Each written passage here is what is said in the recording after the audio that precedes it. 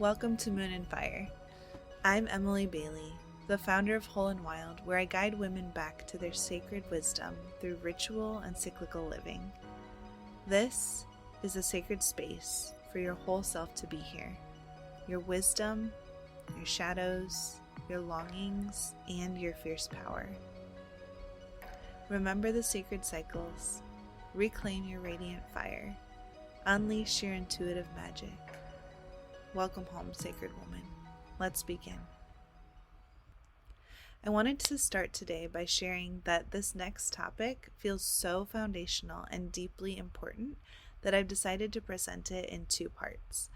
This episode and the next will explore a journey that has the potential to transform not just how we lead, but how we live in relationship with ourselves and the world. Today in part one, we'll focus on recognizing what holds us back, and in the next episode, we'll explore the path forward. I wanted to start this today with a story about something that happened to me just last week. Something that feels really fresh and alive in my body. I woke up one morning last week, and in that liminal space between dreaming and waking, I felt what I can only describe as an invitation from God. This clear whisper, just soften and receive today. And if you know me, you know I'm someone who loves structure and rhythm. I create rituals for a living, and while there's profound power in sacred structure, I caught myself doing something that I'm going to talk about today. I had slipped into management mode rather than stewardship mode. So I took this divine challenge to soften and receive. I literally placed my hands on my belly and physically softened the tension that I was holding there. I took a deep breath and whispered back, "Okay, I'll try." Throughout the day, the most remarkable thing happened. As I consciously softened my body and my expectations, powerful revelations began showing up for me. It was as if this tightly wound manager in me had been blocking out a wellspring of wisdom that was finally free to bubble up. I found myself opening up to people I'd been frustrated with. There's someone who had been making jokes that were not funny to me, and suddenly I could actually receive them with lightness, and I could even laugh genuinely. I noticed that my relationships were shifting, and it wasn't because the other people changed, but because my posture towards them had transformed. In my work, insights were flowing more easily. Solutions to problems I'd been wrestling with appeared with surprising clarity. And, most importantly, I felt this profound shift in my body, from the contracted, armored up feeling of management to the open, receptive posture of stewardship. This experience reminded me of something I believe so deeply. Our bodies hold wisdom that our minds often override. When we physically soften, when we literally create space in our bellies, our perception changes. We see opportunities instead of problems. We notice gifts instead of deficiencies. And we receive instead of just giving. And that's what I want to explore with you today. This profound shift from managing to stewarding and how it relates to our cyclical nature as women. In our first two episodes, we talked about remembering our cyclical nature and how living against our natural rhythms creates disconnection. Today, we're going to dive into one of the most common ways we disconnect by approaching our lives, our work, our relationships, and even our own cycles with a management mindset rather than a stewardship mindset. This isn't just semantics or theory. This is actually about a fundamental shift in how we show up in our world. A shift that can transform not just how we lead or serve others, but how we inhabit our own bodies, how we relate to our own cyclical wisdom, and how we express our radiant fire. So take a deep breath with me.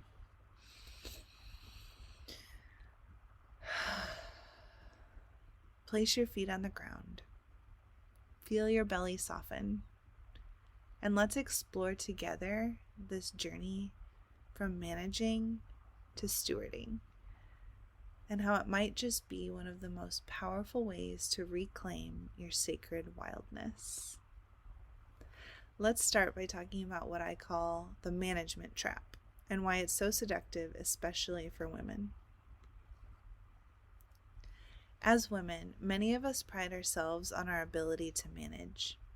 It's often celebrated as a strength, and in many ways it is. We coordinate family schedules, we lead work projects, maintain relationships, organize community events, and somehow keep all the plates spinning without any visible effort.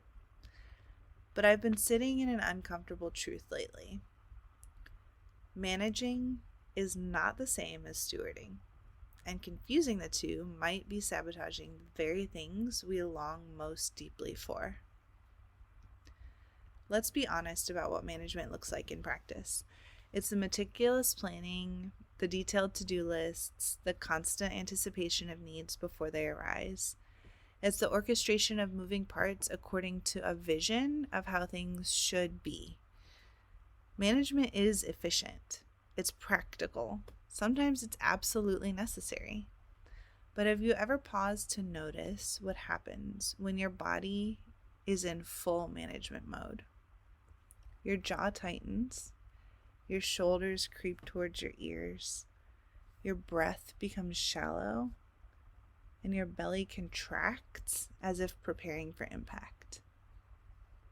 Right now, I invite you to check in with your body. Are you tensing anywhere as you listen? Maybe your jaw is clenched, your shoulders hunched, your belly tight. Just notice without judgment. This awareness itself is medicine. Our bodies tell a story that our productivity apps don't. Management, when it becomes our primary mode of engagement with life, is a state of subtle but constant tension. And there's a reason for this tension, because underneath our sophisticated management systems often lie hidden beliefs. If I don't hold all of this together perfectly, everything will fall apart, and then everyone will see that I'm not actually capable. And sometimes even deeper, if I stop managing everything, I might discover that no one else is holding me either, that I'm actually alone. This fear of isolation, of discovering that without our constant effort to maintain connections through management, we might find ourselves unsupported, can be terrifying, even more terrifying than the fear of inadequacy. Management becomes our coping mechanism, not just to mask the fears of inadequacy, but to protect ourselves from the vulnerability of genuine interdependence. We manage to prove to ourselves and others that we are enough and that we don't need anyone else to hold us. Remember in our first episode when we talked about how society is structured around the solar 24-hour cycle while women's bodies naturally align with the lunar 28-day cycle? This management mindset is actually deeply connected to that solar linear approach to time and productivity. When we're in management mode, we're essentially trying to override our cyclical nature. We're pushing to be equally social, equally productive, equally available every single day. And we actually ignore our body's signals to rest, to create, to retreat, or to emerge. We feel this nagging sensation that we're missing something essential, that there's a wisdom we've forgotten. And we are.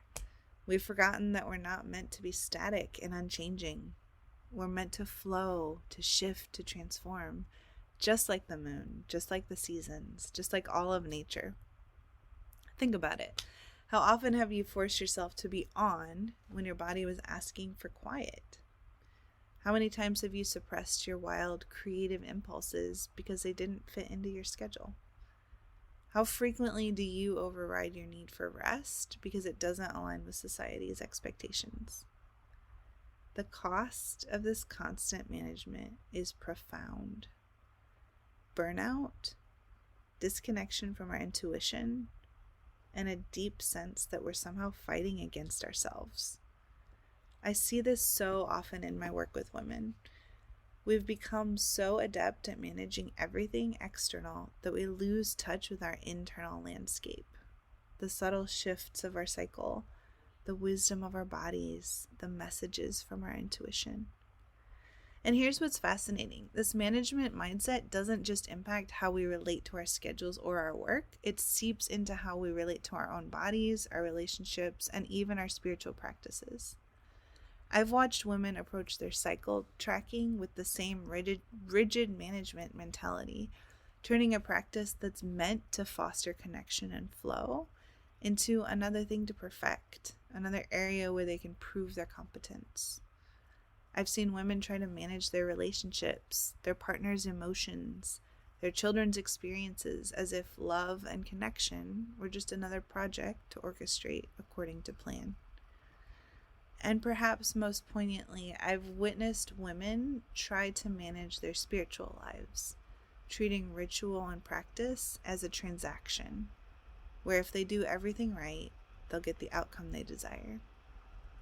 But here's the truth that lives in our bones, even when our minds have forgotten. Life isn't meant to be managed. It's actually meant to be stewarded. And this brings us to a powerful framework that's helped me understand this distinction more clearly. The 3 leadership paradigms that were developed by Robert Greenleaf in his work on servant leadership. So I want to share this framework because it's really profoundly shifted my understanding of leadership, particularly as it relates to us as women reclaiming our sacred power. So this comes from the work of Robert Greenleaf, who wrote beautifully about the concept of servant leadership. According to Greenleaf, there are 3 distinct ways we can show up in positions of influence, whether we're leading organizations, families, communities, or simply our own lives. So wherever you are in that, this applies to you. All right, the first paradigm is the egocentric leader. And this is what Greenleaf calls the leader as dictator. So this leader is primarily focused on the self. They put their own needs first, and they treat their followers essentially as servants to their vision and desires. Most of us quickly recognize this style of leadership, and many of us have experienced the damage it can cause. It's a boss who demands loyalty but offers none in return. It's the parent who makes everything about their own needs and convenience. It's the community leader who uses their position for personal gain rather than collective well-being. As women, we often react strongly against this leadership style, having experienced its harmful effects. And yet there's a profound irony here. When we reject the egocentric model, but don't have another paradigm to move into, we often find ourselves in the second leadership style. The second paradigm is the patronizing leader, or what Greenleaf calls the leader as parent.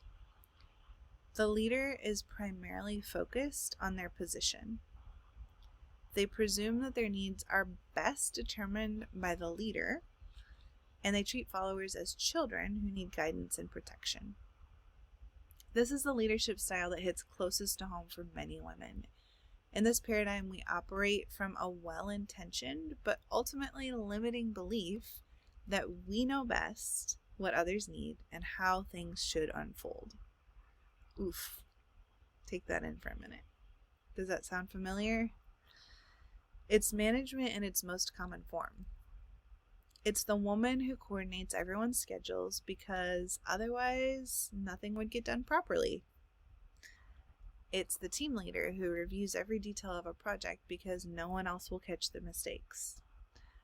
It's the friend who orchestrates gatherings down to the minute because people need structure to feel comfortable. The patronizing leadership style often looks and feels like how we've been taught care is meant to look. And in many ways, it is rooted in genuine care, but it misses something essential: the dignity and capability of those being led. When we lead as parents to children, we inadvertently communicate that others cannot be trusted with their own wisdom or capacity. We subtly reinforce dependency rather than fostering growth and autonomy. And here's what is particularly insidious about this leadership style for women. Our culture often celebrates and rewards it. We're praised for being the one who keeps it all together. We're valued for our ability to anticipate needs before they're spoken. We're admired for our seemingly endless capacity to manage all the moving parts. But at what cost? At the cost of our own energy and well-being, certainly, but also at the cost of genuine connection and collective wisdom. At the cost of allowing others their own journey of discovery and capacity building, and at the cost of our own freedom to simply be rather than constantly do. That brings us to the third leadership paradigm, what Greenleaf calls the servant leader, or the leader as steward. This leader is primarily focused on others. They put the needs of those they lead first and treat followers as partners in a shared journey. In Greenleaf's words, the servant leader is servant first. It begins with the natural feeling that one wants to serve first. Then, conscious choice brings one to aspire to lead. This is leadership that emerges not from a desire to control or direct, but from a genuine wish to be of service. The emphasis shifts from orchestrating outcomes to nurturing possibilities, from directing performances to tending growth, from proving worth through perfect execution to trusting the inherent capability and resilience of ourselves and others.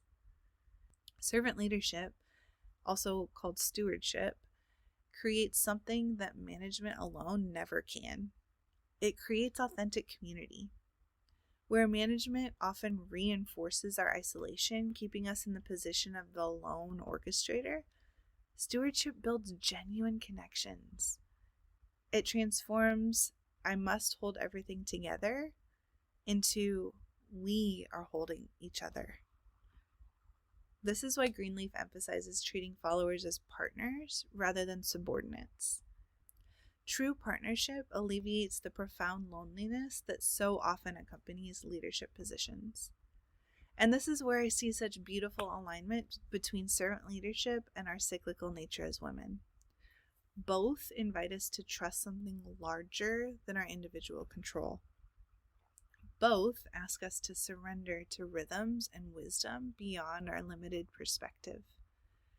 Both require us to soften from the rigid posture of management into the receptive posture of stewardship.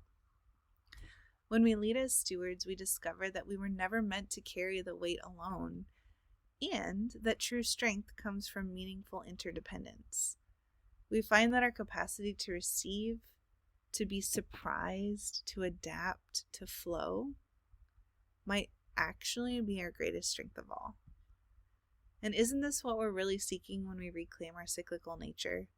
Not just a different way of tracking time, but a fundamentally different way of being in relationship with life itself. So let's explore what this shift from management to stewardship actually looks like in practice. How do we recognize it in ourselves and in our lives? At its core, the difference is in our inner orientation, the questions we ask and the posture we take toward life. Management asks, how can I arrange everything according to my vision? Stewardship asks, how can I create conditions where everyone and everything can thrive in their own way? One approach tightens, the other opens. One contracts around control, the other expands into possibility. One demands certainty, the other welcomes mystery. I want to be clear that this isn't about abandoning structure or discernment. Stewardship isn't passive or permissive. It's not about letting everything descend into chaos. It's about bringing a different quality of presence and intention to how we create and maintain order. Stewardship still holds vision. It still creates containers. It still tends boundaries, but it does so from a place of service rather than control, from trust rather than fear. I see this shift happen in the smallest moments. It's the difference between forcing your body to wake up at 5 a.m. because that's what your schedule demands, versus listening to your body's natural rhythms and creating space for rest when you're in your inner winter. It's the difference between rigidly planning every detail of a gathering versus creating a beautiful container and allowing what wants to emerge within that space. It's the difference between micromanaging a team project because you fear it won't match your vision versus setting clear intentions and then trusting the collective wisdom to find the best path forward. This shift from management to stewardship is not conceptual. It lives in our bodies, and our bodies know the difference even when our minds try to rationalize control. Clarissa Pinkola Estes, in her work on feminine embodiment, speaks about the power of allowing our bellies to go loose and soft. How this physical surrender reconnects women to our deeper knowing. This embodied wisdom points to something essential about stewardship. When we steward rather than merely manage, there's a physical relaxation. The body doesn't have to armor itself against failure because it trusts in its capacity to respond to whatever emerges. Take a moment right now to place one hand on your belly. Feel the rise and fall of your breath. Now consciously allow your belly to soften and go loose beneath your hand. Notice what happens in the rest of your body as your belly softens. Perhaps your shoulders drop slightly. Perhaps your jaw unclenches. Perhaps your breath deepens naturally. This is the physical signature of moving from management to stewardship. This softening, this opening, this trust in the body's inherent wisdom. And it's not just your physical body that knows the difference. The energy body, that subtle field that extends beyond your skin, also expands when you shift from management to stewardship. In management mode, our energy often feels condensed and contracted. In stewardship, it can radiate and flow more freely. There's a quote that I love that I often come back to myself. Expectation kills magic. I believe overmanaging does the same thing. When we're fixated on how things must unfold according to our plans, we close ourselves off to unexpected gifts, unforeseen possibilities, and grace that we couldn't have orchestrated. You've probably experienced this. Think of a time when something didn't go according to plan, but what emerged instead was actually better than what you had imagined. Perhaps it was a conversation that took an unexpected turn and led to a deeper connection. Maybe it was a project that evolved beyond your initial vision because you allowed space for others' contributions. Or perhaps it was a life circumstance that initially seemed like a detour, but ultimately led to a more aligned path. These moments of unexpected grace are what become possible when we loosen our grip on management and open to stewardship. And perhaps the most significant cost of mistaking management for stewardship is what it does to our capacity to receive. As managers, we're constantly giving directions, giving effort, giving energy, giving control. This constant output creates a subtle resistance to input. We become so accustomed to arranging the world according to our vision that we struggle to accept what's freely offered when it doesn't match our expectations. This receiving problem shows up in many ways. It's in our difficulty accepting compliments without deflection. It's in our discomfort when someone offers us help without our having asked. It's in our tendency to immediately reciprocate when someone gives us a gift, as if the balance must be immediately restored. At a deeper level, it's in our resistance to receiving love, support, and care without feeling that we need to manage it or earn it somehow. Stewardship carries a different underlying belief. Stewardship says, whatever comes my way, I have the capacity to meet it. It honors inherent resilience rather than frantically trying to prove worth through perfect execution. This openness to receiving isn't passive. It's deeply active, but in a different way. It requires the courage to trust, to adapt, to remain flexible in the face of surprise. To steward is to hold vision while remaining curious about how that vision might manifest in ways we couldn't have imagined. That's kind of a big deal. To steward is to hold vision while remaining curious about how that vision might manifest in ways we couldn't have imagined. And here's where this connects so beautifully to our cyclical nature. Different phases of our cycle naturally support different aspects of this stewardship approach. Our bodies already know how to move between times of active creation and receptive allowing, between outward expression and inward listening, between structured doing and fluid being. When we honor our cyclical nature, we're already practicing elements of stewardship. We're already acknowledging that there's a time for each energy, that no single approach serves in all seasons. The real magic happens when we consciously bring together our cyclical awareness with this stewardship mindset. That's what we'll explore next.